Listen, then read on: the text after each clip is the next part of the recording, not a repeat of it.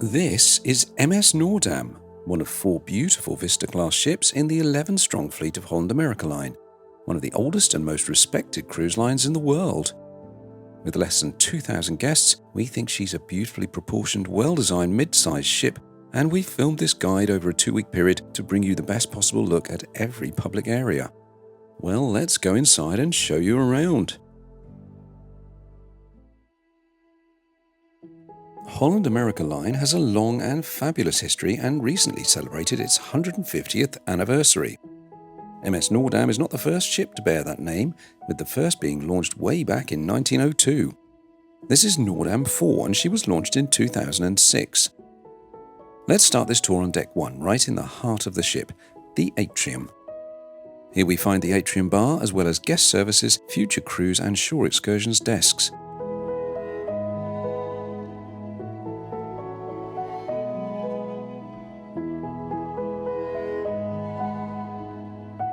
The atrium is 3 decks high and features this mesmerizing centerpiece chandelier sculpture, which if you look carefully enough, you'll see that it's slowly revolving.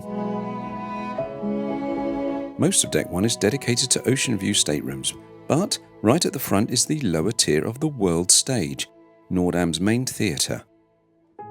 The World Stage is 3 decks high and does not have a traditional theatre seating layout, with row upon row of identical seating. Instead, this venue is circular in design, and the seating areas are broken up into a mixture of styles and seating types with a scattering of small tables, giving the World Stage a much more lounge-like feel. The World Stage presents during your voyage the innovative Step 1 Dance Company, a male vocal quartet Cantare, and the BBC Earth concerts performed by the quartet from the Lincoln Centre. Exiting from the World Stage on Deck 2, you begin what is undoubtedly one of Holland America Line's most popular signature features, the Music Walk.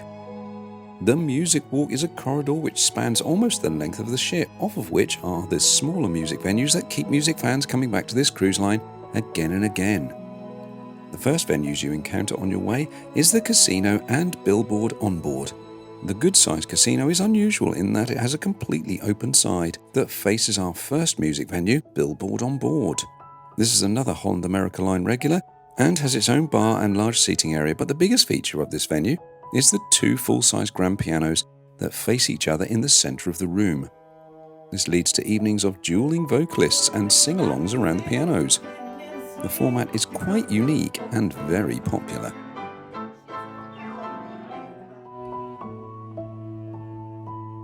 A bit further along the Music Walk is the Rolling Stone Lounge, a larger live music venue which features a bar, a large stage and a large dance floor for you to show off your moves like Jagger. Speaking of which, the name should not be confused with the band The Rolling Stones, as this iconic music magazine branded venue is home to the Noordam's resident 7-piece band, which play live sets 6 nights a week of varying styles and genres. I don't think Mick, Keith and co would be up for that kind of punishing schedule any longer.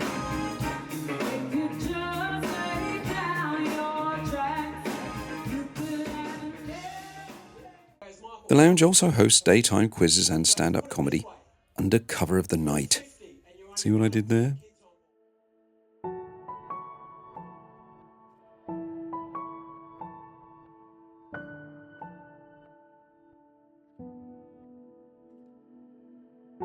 Walk further still and you'll encounter the atrium again. And while there's no music venue here, there is the Pinnacle Bar, one of our favourite early evening venues for pre-dinner drinks.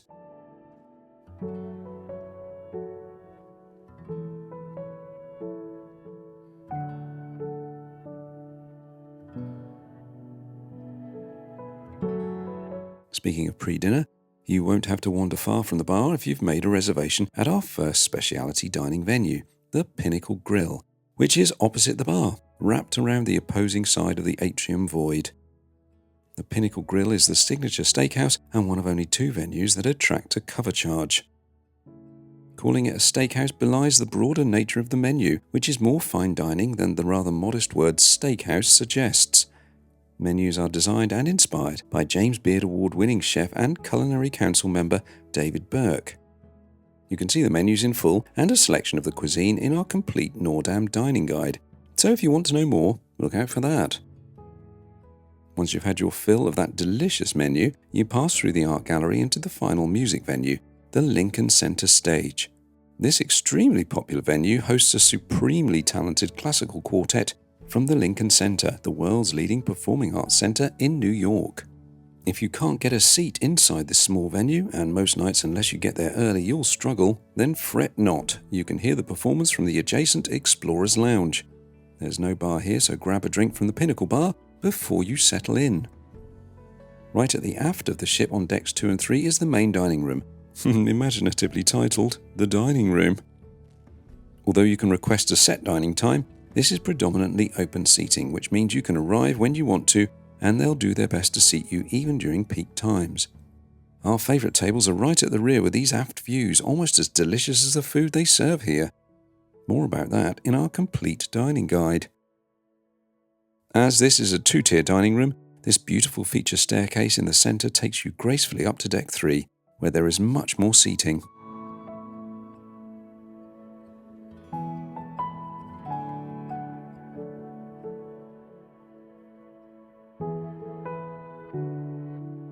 Exiting the dining room, you'll find yourself back in the atrium and yet another wraparound drinking venue, the Ocean Bar.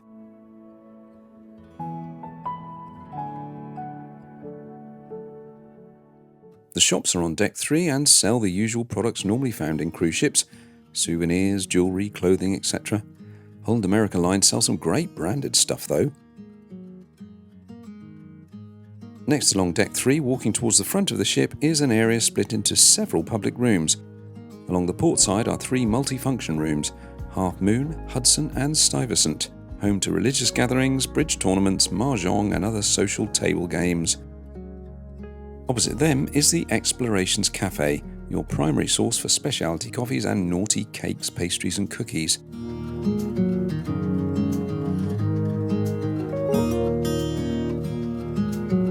Alongside the Explorations Cafe is an unnamed area which is used for arts and crafts. While we were on board, we noticed origami lessons and watercolour art tutorials. I wonder why this area doesn't have a name. Or does it? If you know, please let us know. Finally, at the front is the top tier of the world stage. Deck 3 is also home to a feature that is sadly missing from many of the newly designed ships and is something that is beloved by many, including us: a complete wraparound promenade deck. This is one of the most beautiful and enduring features of a Vista-class ship. Its traditional real teak decking takes you on a 360-degree stroll with those gorgeous sea views and fresh sea air, sheltered from strong sunshine or pouring rain. Honestly, if I owned a cruise ship company, I'd insist on this feature on every ship we purchased. And that's exactly what Holland America Line have done too. Even their newest Pinnacle-class ships have them, and we think it's a brilliant strategy. Do you like a wraparound promenade deck, or do you think they're old-fashioned and prefer one of those top-deck jogging tracks? Let us know in the comments. Not only can you stretch your legs though, you can also rest them. These beautiful wooden steamer chairs are perfect for those peaceful moments away from the bustle of the pool areas. Decks 4 through 8 are all staterooms and suites, so we'll bypass these by taking these elegant glass scenic elevators up to deck 9 and continue our tour on the Lido deck.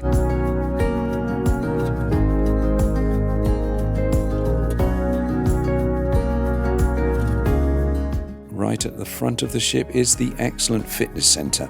Not only is this gym very well equipped with what you need to work off that extra dessert you had the night before. Go on, admit it, you did, didn't you? It's also got this great little outdoor area which is fabulous for sail-ins and sail-aways if you want an elevated outdoor forward view. Next to the fitness centre is the Greenhouse Spa and Salon.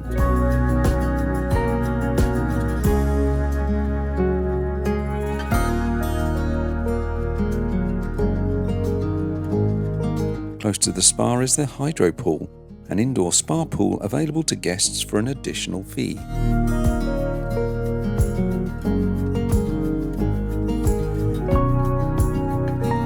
Just beyond the Hydro Pool as we head outside, or is it inside? Or is it both? Yes, it's the main Lido pool with a fully retractable roof, so you can enjoy a hot tub soak or a pool swim whatever the weather. The roof is a great feature, which keeps the area warm in the cold weather and cool in the hot weather. All cruise ships should have one, but they don't. Because of the roof, This area also benefits from year-round use of the Lido bar and a large dining area for the salad and taco station,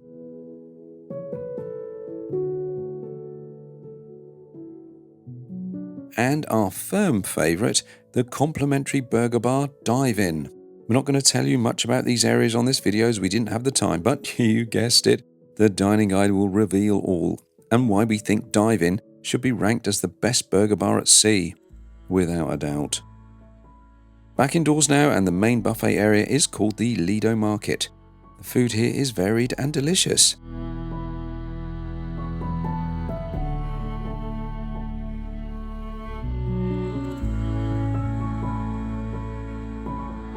Attached to the Lido Market, although not part of it, is the second specialty dining venue, Canaletto, the premium Italian dining experience in the relaxed setting of these fabulous floor-to-ceiling windows. Finally, on Deck 9, we head outside to the rear Seaview Pool and Seaview Bar. If you like the sun, this is the place you'll probably spend most of your vacation. Take a climb up these stairs to Deck 10 and you won't find much at the rear until you take a stroll forward to the front. There's plenty of space here to relax in relative solitude though. The decks are wide and there's plenty of sunbeds to grab if you don't mind not being around a pool. Around midships is Club Hal, the kids areas, but I'm afraid I can't show you those. What I can show you though is a great view of that fabulous retractable roof. Come inside right at the front of the ship, and with the best forward views on the entire ship, unless you're on the bridge of course, is the Crow's Nest. This has been beautifully designed to be both an evening cocktail venue for pre- and post-dinner drinks, and during the day a coffee bar with cafe-style tables and chairs, comfy sofa seating areas, and a jigsaw puzzle and table games area. This was very popular, and rightly so. We were drawn to the Crow's Nest every day of our voyage, and it was without doubt one of the highlights of this ship. Just off the Crow's Nest is the Oak Room, which looked to us like it might have once been a smoking room, but it didn't smell at all of smoke, so we're guessing this has been repurposed as a general function room. Still has that cosy country sitting room feel though. Finally, Deck 11 is essentially two smaller decks, one at the front and one at the aft of the ship. At the back is the sports deck, and at the front is a large open area which acts as a general sunbed overspill area. Disappointingly for us guests, the area forward of this, which is called the observation deck on the official deck plan, is actually closed off as a staff area. However, it's great for staff to have a bit of private decking who really deserve to get away from us every now and then. At the back of Deck 11 is the sports courts. Holland America Line have recently been announced as the official cruise line of the Professional Pickleball Association, so expect a thorough introduction into this fun bat and ball game, and of course some very competitive pickleball tournaments on board when you sail. If you have any questions at all about Holland America Line's fleet of 4 Vista-class ships, specific questions about the Noordam or anything contained in this video, please leave us a comment below, and if you want to continue your journey with Holland America Line, here's what we've got for you next. Thank you.